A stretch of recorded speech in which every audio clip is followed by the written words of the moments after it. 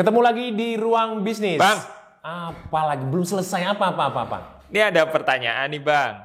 Ya. Nah, ini Bang Lander ini gimana sih awal mulanya kok bisa terjun ke jualan telur gitu?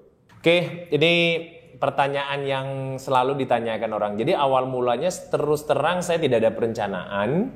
Saya tidak pernah merencanakan. Saya tidak ada background keluarga, sahabat dekat jualan telur. Ketika pada saat saya kerja di bank, kita ada beberapa tawaran untuk pensiun dini.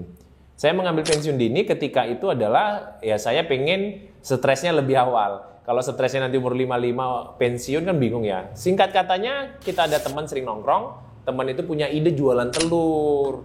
Nah, dia bilang, nanti kalau saya pensiun dini, saya jualan telur. Pada saat dia pikir itu jualan telur, saya juga nggak tahu bagaimana ngambil marginnya, mau kemana belinya. Cuma ya kita sepakatin dulu aja. Oh yaudah, oke, saya jualan telur.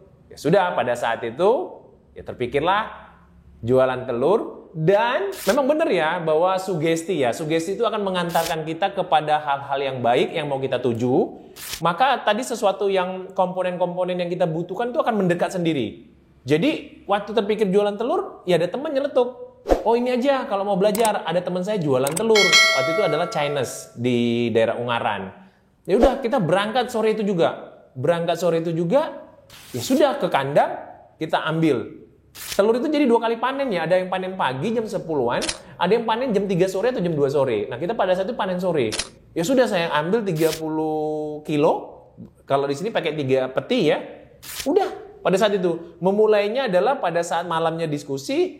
Besoknya sore saya beli, saya bawa 30 kilo ke rumah, ya bingung mau letaknya di mana. Ya sudah, ibarat rumah, saya buka pintunya, saya taruh itu telur 30 kilo, baru saya buat MMT. MMT besoknya baru jadi. Tapi saya tulis di kertas APS dengan spidol, jual telur. Nah buat harganya saya bingung, itu awalnya. Oh gitu ya Bang awalnya. Terus pas pertama kali buka itu langsung meledak atau gimana Bang? Ini kalau ini ditanya, saya syukurnya bukan pemain sinetron. Kalau nggak mungkin saya nangis. Jadi 13 hari itu nggak ada yang beli bro. 13 hari kita buka, tidak ada yang beli. Tapi tantangannya buka usaha itu gini ya. Aduh, ini sedih-sedih banget. Hari pertama kita bukanya anggap aja jam 6 pagi. Selama 13 hari tidak ada pembeli, tantangannya apakah kamu membukanya sama persis jam 6 pagi setiap hari? Kau bagaimana bisa ngerasakan ya? Jadi ngerasakannya buka, nggak ada yang beli, kita nawarkan ke banyak orang, sampai di rumah kita tanya, ada yang beli nggak? Nggak ada. Ada yang nanya-nanya nggak? Apakah tulisannya kurang besar? Di hari kedua, tadi saya sebutin, saya buatin MMT di pinggir jalan, nggak ada. Karena apa? Karena merubah perilaku orang tadi, konsumen yang sudah beli ke toko A, tiba-tiba kamu nyelonong aja jual telur, dan mereka akan mampir ke usahamu. Itu kecil kemungkinan mereka akan mampir. Karena apa? Mereka akan lewat-lewat aja, akan hanya melihat-lihat. Itu salah satu pola perilaku konsumen, khususnya mereka sungkan untuk berpindah ke reseller atau penjual yang baru. Bang, berarti nggak langsung meledak gitu kan ya? Nah terus mulai naiknya itu ketika apa Bang? Pas Bang Lander jualan telur itu? Nah, meledaknya itu sebenarnya meledak tagihan yang meledak. Itu tagihan. Itu pasti meledak tagihan.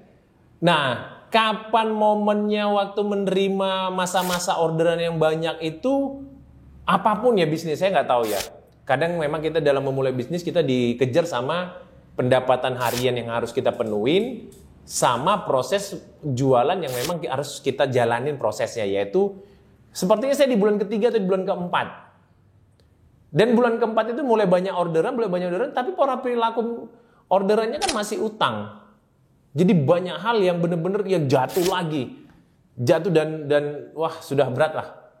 Oh gitu Bang. Terus kalau dari Bang Lander, pesannya kepada pengusaha-pengusaha telur lainnya yang juga baru memulai gitu, apa Bang? Kalau kita boleh berbagi, saya sendiri ya berbagi, jadi bukan karena semua masing-masing berbeda. Jadi bagaimana untuk memulai usaha telur atau usaha pada umumnya sebenarnya sama. Ya memang kita harus berani memulai dulu. Memang ada estimasi biaya, estimasi segala macam. Saya pikir sih kalau semua direncanakan dengan baik, paling gampang itu adalah mengcloning ya franchise. Franchise itu sebenarnya kan kita mengcloning kesuksesan orang.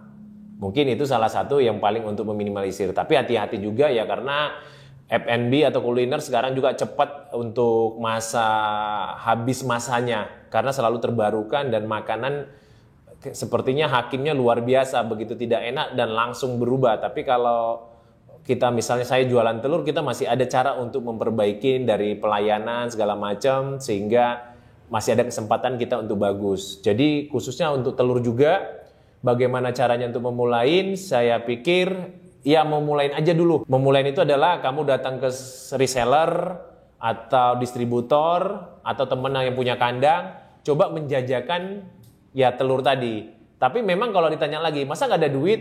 Ya pasti akan ada duit. Ya tapi kalau kamu punya keberanian muka tembok sebenarnya nggak apa-apa juga. Ya pinjem timbangan orang, segala baru pinjem. Tapi yang mau kita ambilkan, kita bukan mau membahas perdebatannya adalah modal bukan. Bagaimana kita bisa menemukan atau mengalami bagaimana sih menjual, bagaimana sih mendapat selisih margin. Dan itu proses kan nggak bisa difotokopikan ke orang. Kecuali kita mungkin salah satu adalah penemu. Kalau penemu mungkin bisa, tapi karena kita dagang, kita harus melewati prosesnya. Jadi semua apa yang saya ceritakan itu teman-teman bisa menyimpulkan itulah yang harus dilakukan siapapun ingin memulai khususnya di bidang telur yang pernah saya jalanin. Tapi saya juga pernah menjalani bisnis yang lain. Dan kita juga ada bisnisnya, misalnya tadi ada merchandise segala macam. Tapi yang mau saya bagi ke teman-teman, apapun dalam memulai yang membedakan itu cuma satu, mental. Banyak orang memulai tapi berputar balik untuk kembali ke bekerja karena dia tidak mau menghadapi risiko. Tapi banyak orang dia kendel, dia terus berjalan dengan konsistensinya, maka akan solusi dia temukan. Itu sih salah satu sharingnya untuk pemula-pemula usaha yang baru. Oke Bang, kalau gitu. Makasih ya Bang. Makasih ya, itu Dewa adalah orang yang paling banyak ributnya. Kamu jangan banyak ribut, tapi kamu harus banyak melakukannya. Supaya apa? Supaya dapat apa yang harus diperbaikin dari perilaku pertama.